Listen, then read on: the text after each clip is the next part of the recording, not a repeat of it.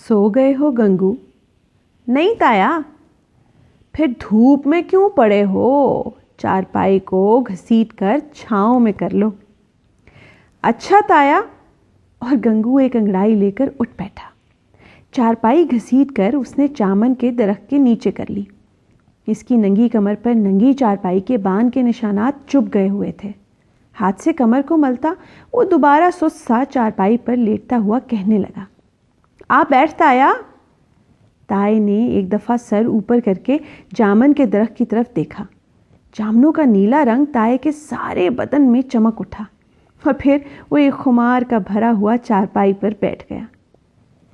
पाइंती की तरफ क्यों बैठे हो ताया? नजदीक हो जा। ओ हमें नहीं है दवाइयां चुभती जवान। और फिर इस बार दरख्तों को जिस तरह का फल लगा है, इनको देखकर तो अदवाइयां भी मुलायम लगती हैं। धर्म से इस बार तो जामन इतना भरवा है, गुठली कहीं नजर ही नहीं आती। हाँ ताया, इस तरह का जामन तो बरसों के बाद देखा है, बरसों के बाद, 10 बरस बाद। मैं भी यही सोच रहा था ताया। तू उस वक्त शायद 14 बरस का था, 15 का होगा। दरख्त को इतना फल लगा था, इतना ज्यादा फल। उस वक्त तुम्हारा बाप जिंदा था। ताए की इस बात के साथ गंगू के कानों में अपने बाप का बड़ा लंबा हौका भर गया। जम्मू रलाए ने टक्के पलाए ने, काले रलाए ने, ओ जम्मू रलाए ने टक्के पलाए ने, काले रलाए ने।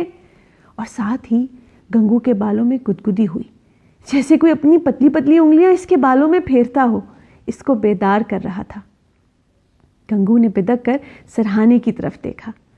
वहां कोई नहीं था। गंगू ने चिढ़कर आंखें बंद कर ली और सोचने लगा, तापी एक लड़की ही नहीं थी, भूतनी थी। भूतनी ही तो थी, तभी तो मुझे अभी तक इसकी सोच चिमटी हुई है। हर बार जब जामन पकते हैं, मुझे इसकी सोच चिमट जाती है। और फिर गंगू को याद आया, 12 बरस की छोटी सी तापी गले में मनकों वाली माला डाले रोजाना दोपहर के वक्त उसको बालों से झंझोड़ कर जगाया करती थी। वो हुक्म का बंधा दरख्त से जामन तोड़ा करता था और तापी चुन चुनकर मोटे और काले जामन खाती, गंगू के साथ शिद्दत से बगलगीर हो जाती थी। और गंगू का दिल किया करता था कि तापी इसको इतने जोर से दबाए कि कम से कम इसकी एक हड्डी जरूर टूट जाए, एक पसली। और फिर तापी इसकी चारपाई पर बैठकर इसको रुई का सेंक करती रहे।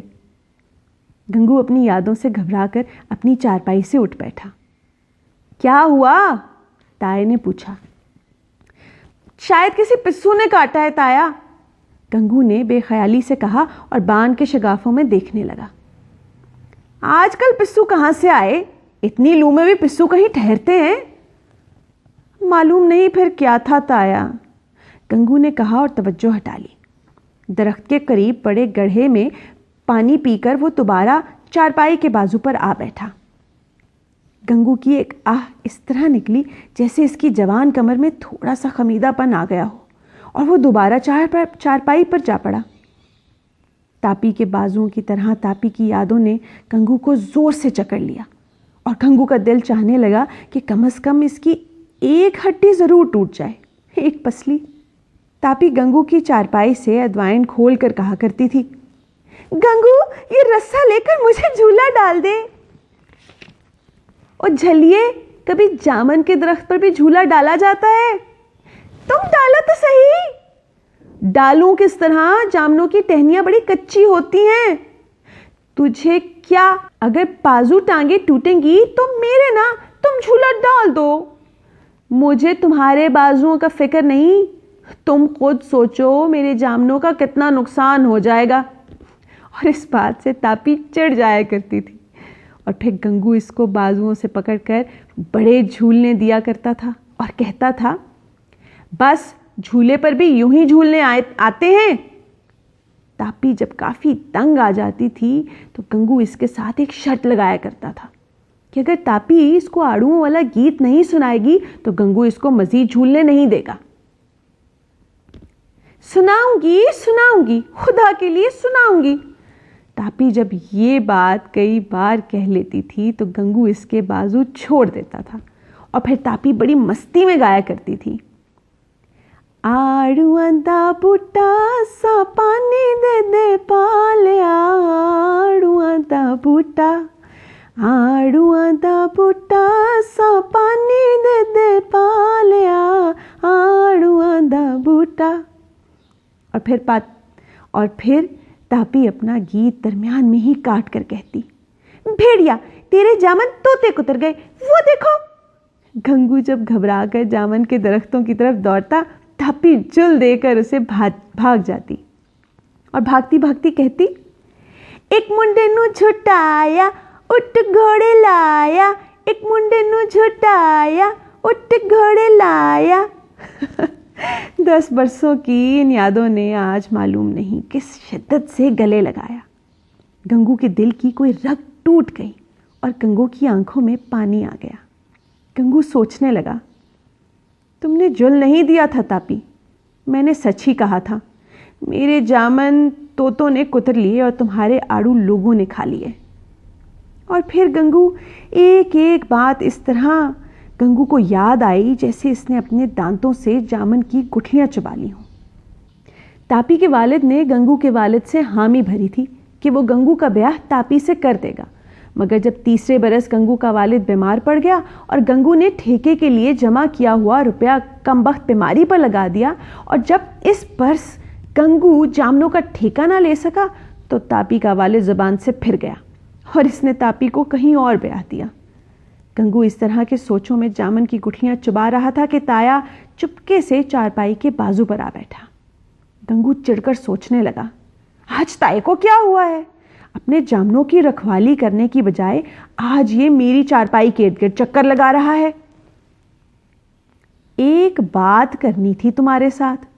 बताओ ताया। भाई तुम खुद मुख्तार हो गए हो, तुम्हारी गैर हाजिरी में हम कोई बात तय नहीं कर सकते। बताओ भी ताया, क्या बात है? शायद तुम्हें याद है कि नहीं, एक तुम्हारे बाप का दोस्त होता था, वो तो तकरीबन 3 बरस हुए मर गया। इसकी बेटी होती थी तापी, बचपन में तुम्हारे साथ खेला करती थी। गंगू यूं चौंक कर चारपाई से उठ बैठा जैसे 1-2 नहीं पूरे 50 पिस्सू चारपाई से निकलकर इसके जिस्म को काट गए हों। उठकर कहाँ चले हो? ताए ने हैरान होकर पूछा। कहीं नहीं, गंगू ने घबरा कर जवाब दिया।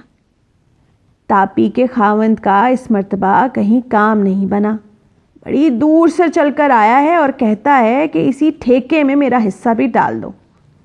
गंगू ताए के चेहरे की तरफ देखते का देखता रह गया। अगर तुम्हारी मर्जी नहीं तो ना सही गंगू, मुझे तो यूं ही इस पर तरस आ गया था। और इस पर भी क्यों? इस लड़की तापी बेचारी ने बड़ी मिन्नत के साथ कहा था। गंगू का दिल जोर जोर से धड़कने लगा और इसने दरख्त के तने को इस तरह जोर से पकड़ा जैसे इसके पांव के नीचे से जमीन हिल रही हो। मैंने तो इसको साफ साफ कह दिया था कि हमारा मुख्तार गंगू है, बस हाँ करे तो वो, इनकार करे तो वो। मैं काहे का मुख्तार हूं ताया, गंगू ने अफसुर्दगी से कहा। ना भाई, हम तो सच्ची बात करते हैं। वैसे कहने को चाहे हम 10 फर्द हैं इस ठेके के हिस्सेदार, मगर ये ठेका तुम्हारी हिम्मत से मिला है इसलिए। नहीं ताया, ये बात नहीं, तुम बल्कि बुजुर्ग हो, यूं ना कहा करो, गंगू ने धीमी सी आवाज में कहा। तो फिर हाँ कर दूं? ताए ने जल्दी से पूछा और फिर कहा। बड़े ही बेसहारा से होकर वो दोनों मेरी चारपाई पर बैठे तुम्हारी मंजूरी का इंतजार कर रहे हैं। मैंने कब तुम्हारे फैसले को नामंजूर किया है? गंगू ने एक आह भरी।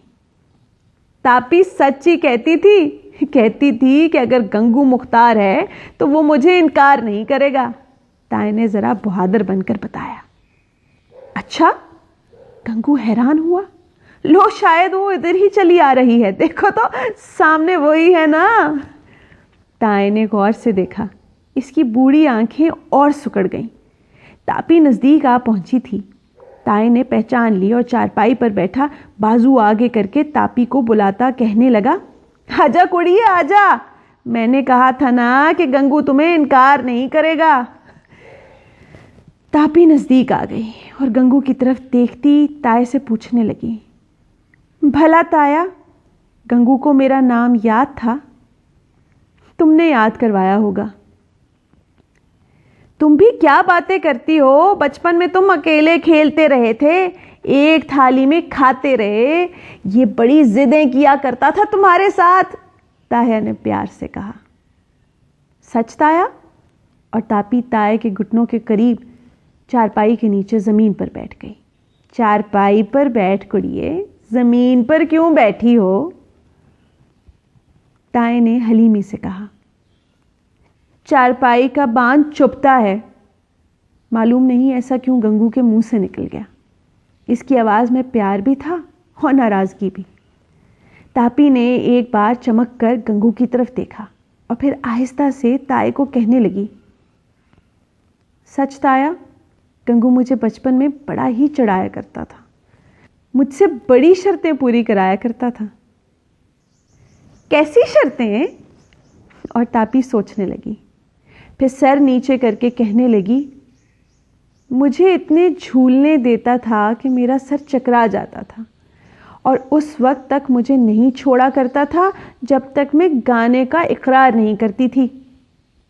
फिर तुम क्या गाया करती थी? ताए ने हाथ से तापी के सर पर प्यार दिया। मैंने क्या गाना था ताया, बस मुझे एक ही गीत आता था और वो गीत ये बार बार सुना करता था। कुछ भी नहीं था, यूं ही आड़ुओं का एक गीत था। मालूम नहीं ये बात कहते तापी की आंखें क्यों भर आईं। उसने एक बार गंगू की तरफ देखा और फिर आंखें दूसरी तरफ फेर लीं। शायद आज उसको अपने गीत वाले रखवाले की किस्मत पर रोना आ गया था। जो आड़ुओं को पानी दे देकर पालता है, उनको मुंह नहीं लगा सकता। गंगू के पांव में मालूम नहीं कौन सी कीलें ठंकी हुई थीं। वो जहां खड़ा था वहीं खड़ा रहा। अचानक तापी की नजर ऊपर जामुन के दरख्त की तरफ पड़ी।